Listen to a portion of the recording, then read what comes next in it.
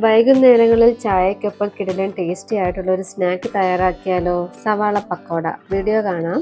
അതിനു മുമ്പായി ഈ വീഡിയോ ഇഷ്ടപ്പെട്ടാൽ ചാനൽ സബ്സ്ക്രൈബ് ചെയ്തും വീഡിയോ ലൈക്ക് ചെയ്തും ഷെയർ ചെയ്തും സപ്പോർട്ട് ചെയ്യണം. Welcome to tested and taste. ആദ്യം സവാള നീളത്തിൽ കനം കുറച്ച് അരിഞ്ഞെടുക്കണം. 2 വലിയ സവാളയാണ് ഞാനിവിടെ ഉപയോഗിച്ചിട്ടുള്ളത്. അരിഞ്ഞതിന് ശേഷം നന്നായിട്ടൊന്ന് അടർത്തി എടുത്ത് മാറ്റി വെക്കണം. ഇനി ഞാൻ ചെയ്തത് ഒരു സവാള റിങ്സ് ആയിട്ട് അരിഞ്ഞെടുത്തിട്ടുണ്ട്. ഇത് ഓപ്ഷണൽ ആണ്. ഇത് ആവശ്യമാണെങ്കിൽ മാത്രം നിങ്ങൾ ചെയ്താൽ മതി.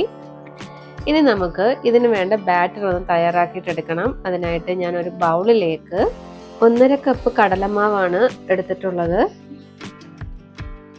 ഇനി നമ്മൾ ചേർക്കേണ്ടത് റവയാണ്.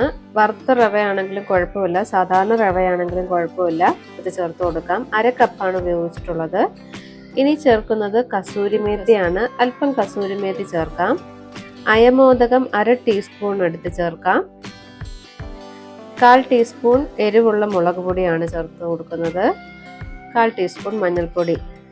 പിന്നെ ഞാൻ ഇതിലേക്ക് അല്പം ചാറ്റ് മസാല കൂടി ചേർത്തിട്ടുണ്ടായിരുന്നു. അത് എനിക്കിതിൽ വീഡിയോ കാണിക്കാൻ പറ്റിയിട്ടില്ല. അതും കൂടി നിങ്ങളൊന്ന് ചേർത്ത് കൊടുക്കണേ. ഇനി ഇതിലേക്ക് ചേർക്കേണ്ടത് പച്ചമുളകാണ്. ഞാൻ 3 പച്ചമുളക് വട്ടത്തിൽ കനം കുറച്ച് അരിഞ്ഞെടുത്തിട്ടുണ്ട്. ഇത് ചേർത്ത് കൊടുക്കാം.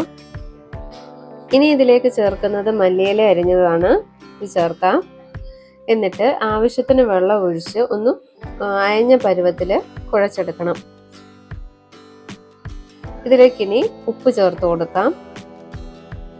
ഉപ്പ് ചേർത്ത ശേഷം നമ്മളിത് 10 മിനിറ്റ് നേരം അങ്ങനെ തന്നെ വെക്കുക. 10 മിനിറ്റ് കഴിഞ്ഞ ശേഷം ഇത് നന്നായിട്ടൊന്ന് കുറുകി കിട്ടും. നല്ല പോലെ ഒന്ന് കട്ടിയായിട്ടുള്ള പരുവത്തിൽ കിട്ടും. അപ്പോൾ നമ്മൾ കുറച്ചുകൂടി വെള്ളം ചേർത്തിട്ടൊന്ന് ലൂസാക്കിയിട്ടെടുക്കുക. അധികം ലൂസാക്കാൻ പാടില്ല. അയഞ്ഞ പരുവത്തിലിരുന്നാൽ മാത്രം മതിയാകും. ഈ ഒരു കൺസിസ്റ്റൻസിയിൽ വേണം നമ്മൾ ആക്കിയിട്ടെടുക്കാൻ. ബാറ്റർ ഇവിടെ തയ്യാറായിട്ടുണ്ട്. ചീനച്ചട്ടിയിൽ എണ്ണ ചൂടാക്കിയ ശേഷം ആദ്യം നമ്മൾ കട്ട് ചെയ്തെടുത്ത റിങ്സ് ഉണ്ടല്ലോ, അത് ഈ ബാറ്ററിൽ മുക്കി ഒന്ന് വറുത്തെടുക്കേണ്ടതാണ്. നല്ല ഗോൾഡൻ കളർ ആകുന്ന സമയത്ത് ഇത് കോരി മാറ്റാം. ബാക്കിയുള്ള ബാറ്ററിലേക്ക് നീളത്തിൽ അരിഞ്ഞെടുത്ത് മാറ്റി വെച്ചിട്ടുള്ള സവാള ചേർത്ത് നന്നായിട്ട് മിക്സ് ചെയ്തെടുക്കണം. കൈകൊണ്ട് നല്ല പോലെ ഒന്ന് കുഴച്ചെടുക്കേണ്ടതുണ്ട്. ഈ ഒരു പരുവത്തിലായിരിക്കണം ഇരിക്കേണ്ടത്. ഇനി ഇത് നമുക്ക് അല്പാൽപമായിട്ട് വറുത്ത് കോരിയിട്ടെടുക്കാം. ഒരു സ്പൂൺ ഉപയോഗിച്ചും ഇത് കോരിയിട്ട് വറുത്തെടുക്കണം. ഒരു സൈഡ് നന്നായിട്ട് ഒരു കളർ മാറുന്ന സമയത്ത്, ഒരു ഗോൾഡൻ കളർ ആകുന്ന സമയത്ത് നമ്മൾ അടുത്ത സൈഡ് കൂടി ഒന്ന് തിരിച്ചിട്ട് വറുത്തെടുക്കേണ്ടതാണ്. മീഡിയം ടു ഹൈ ഫ്ലെയിമിലിട്ട് വേണം വറുത്തെടുക്കാനേ. കണ്ടില്ലേ, വളരെ നല്ല ക്രിസ്പി ആയിട്ടുള്ള ഒരു പക്കോടയാണിത്.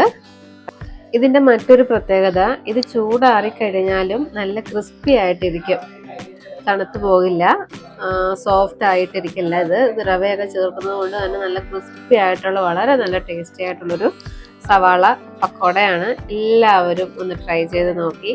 വീഡിയോ ഇഷ്ടപ്പെട്ടാൽ ലൈക്ക് ചെയ്തും ഷെയർ ചെയ്തും സപ്പോർട്ട് ചെയ്യണം. വീണ്ടും നല്ലൊരു വീഡിയോയുമായി എത്താം. അതുവരെ ബൈ ബൈ.